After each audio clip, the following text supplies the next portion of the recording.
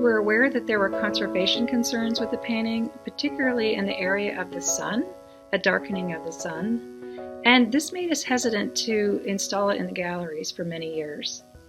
In 2014, we invited Mary Shaffer, a paintings conservator at the Nelson Atkins Museum of Art in Kansas City, to visit the museum and see the work. We brought her into this space, this art storage area, and she recommended that we send it to Buffalo State College in New York State to their art conservation lab for further analysis. Hello, my name is Ellen Davis, and I'm a paintings conservator at the Harvard Art Museums in Cambridge, Massachusetts. And in 2014, I was a graduate student in the conservation department at Buffalo State College in Buffalo, New York. My specialization was paintings conservation, and I was taught by Professor James Ham.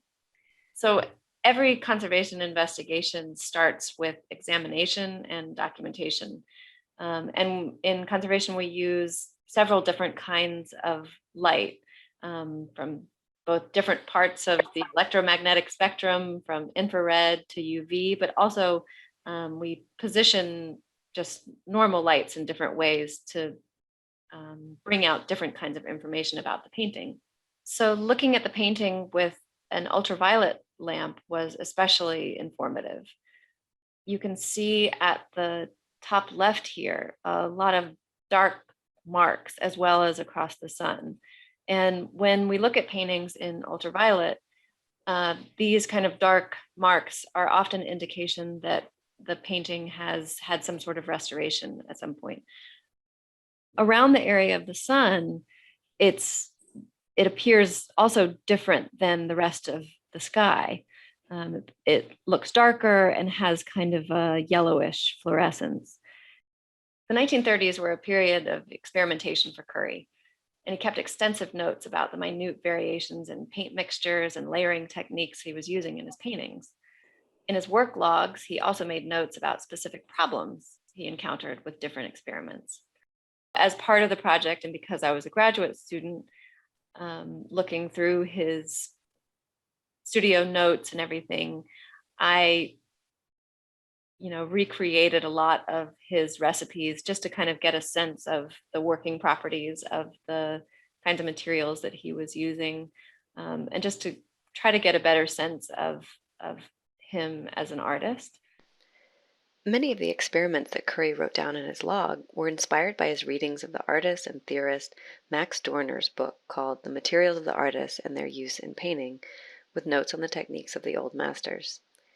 Dorner's book was first translated into English in the early 1930s, right around when Sunrise Over Kansas was painted. It also influenced the work of many of Curry's contemporaries like Thomas Hart Benton and Reginald Marsh.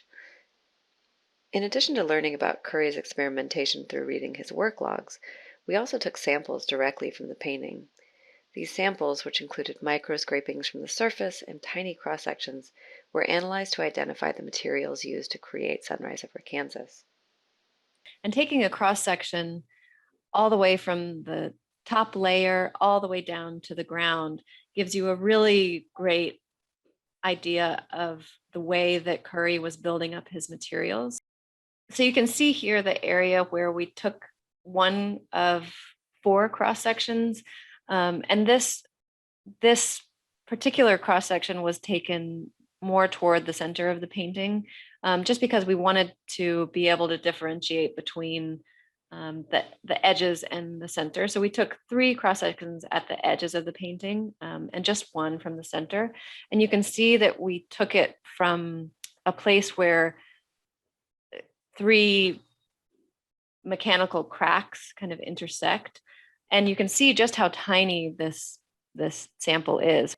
So in the cross section, you can see at the bottom would be the ground layer, and then on top of that is a very tiny layer of natural resin, and then you can see various layers of oil paint layered on top of that. So blue, pink, white, all layered on top of the ground and the natural resin. So through this material analysis and archival research, a clearer picture began to emerge about what had caused the darkening around the sun. Analysis showed that the material at the surface of the sun was a mixture of oil and natural resin with a small amount of white pigment added. Dorner recommended a similar glazing technique in his book as a way to intensify highlights, but unfortunately both oil and natural resin have a tendency to darken and yellow with age. So ironically, the method that Curry used to heighten the appearance of the morning sun's brightness ultimately caused it to darken. Once we had a sense of how the sun had become discolored, the next step was to figure out how to mitigate the damage. The Ford Conservation Center in Omaha is a regional conservation lab for art objects, which are sent to us from all over the region around Nebraska, usually within a day's drive.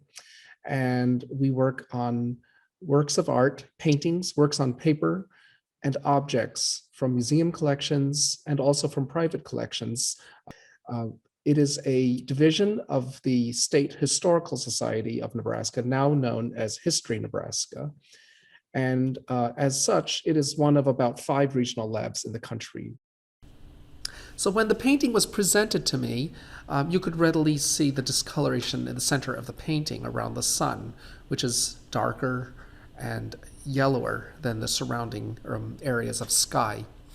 This obviously wasn't right, and although it's really hard to know exactly how it would have looked originally, it's clear that it didn't look like this. And certainly from all the evidence we have, Curry was working hard at experimenting with media in order to, in fact, do the opposite, which was to intensify the brightness and the visual prominence of the sun in the center.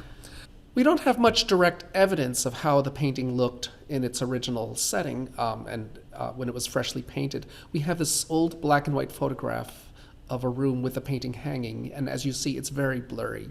And although this photo is blurry and vague in many ways, we at least get the impression that that center part of the painting really was meant to be dominant and the brightest part of the picture that would immediately catch our attention when we looked at the landscape. Sometimes we're very fortunate and we have other examples by the same artist where he was approaching the subject matter in other ways or similar ways, and we can look at other examples of his art. One very prominent example is another version of the painting, which we see here. And if I look at the center, we see the sun. It is not a homogeneous, monotonous part of the picture, but very dynamic. And you can see the radiating brushstrokes and patterns of shade and color that in their own way give a dramatic intensity to this part of the composition. It was determined from examination of the painting, from the technical examination, that it would be possible to use these retouching resins and pigments that would be laid on very minimally and with an almost dry brush on top of the surface, on top of the most recent layer of varnish that's on the painting. And as you see, the brush is a very fine watercolor brush, so I'm adding very tiny microscopic amounts of paint and brush strokes on top of the picture. Here's a close-up of that sun area before treatment, the way the painting looked when I received the painting. And here you see very clearly these amorphous patterns of discoloration and the way they stand out and in fact distract the eye. Here's the sun after retouching. And the important thing to note is that I haven't done wholesale overpainting of the sun, but I've tried to allow as much of the original paint, even if it is discolored, some little bits of the paint below to show through. And certainly I've paid very close attention to the original brush strokes and their orientation that Curry used, so that when I laid down very thin wisps of sometimes translucent white colors, sometimes a little bit more opaque, but very fine wisps radiating away from the sun, and in a few places dotting on top of the sun itself, I've tried to keep the character of the original paint layers and artistic style of Curry's brushstroke in sync with my own retouching. The important thing about any restoration or conservation retouching is that the conservator's work should not stand out, but should just allow you to appreciate the original.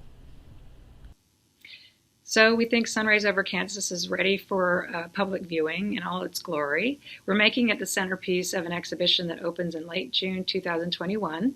We're going to examine its conservation, of course, and we're also going to look at the way Curry made use of the sunrise as a symbol in his work. He created a number of sunrise images, hardly any sunsets. He even produced a little picture of a sunrise with his signature in books that he illustrated as a dedication. And that then became a symbol of him, the sunrise, that image. And another example of his symbolic use of the sunrise is associated with our painting, Sunrise Over Kansas. It shows us a scene in Barber County, Kansas, south central Kansas, where the soils are very red and the mesas sort of dominate the landscape. And we see the Hart Ranch. And that term is significant because we know from a 1943 biography of Curry that he had fallen in love and just remarried to Kathleen Curry when he created this painting and a series of other sunrises. And so we can connect this painting, and others have, to Curry's personal life, to his happiness in his personal life. The sunrise is a symbol of renewal and change and contentedness for him. When an art museum accepts a work of art into its collection, it assumes a responsibility to care for that object, to share and make it accessible, but also to have it treated if over time changes have occurred and have prevented the work of art from speaking as it was intended to speak. It's hoped that the treatment doesn't enhance, but simply allows the original painting to be able to speak to the viewer in terms of its original visual concept and the artist's expression of the emotion in the scene. To be involved in this project was such an important and informative experience for me. This painting is a terrific example of this wonderfully experimental moment in the history of American painting. I think that one painting can open up unexpected doors and new ways of thinking.